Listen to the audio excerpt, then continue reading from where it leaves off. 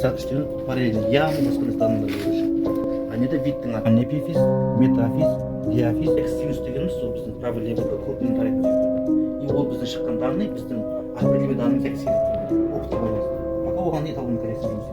Біздікі жылқы, түйінкі турбо кривой болады. Сиырдікі более крупный болады, бірақ одан да ямка болмайды.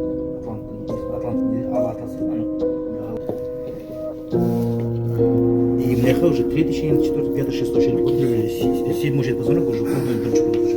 Но бізде өте жас жылқының несі тазы кост, лунная кост дейді.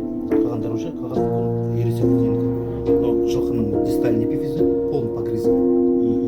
Даже өте қатты погрызан, даже остеофагия бар ма, остеофагия жоқ уже.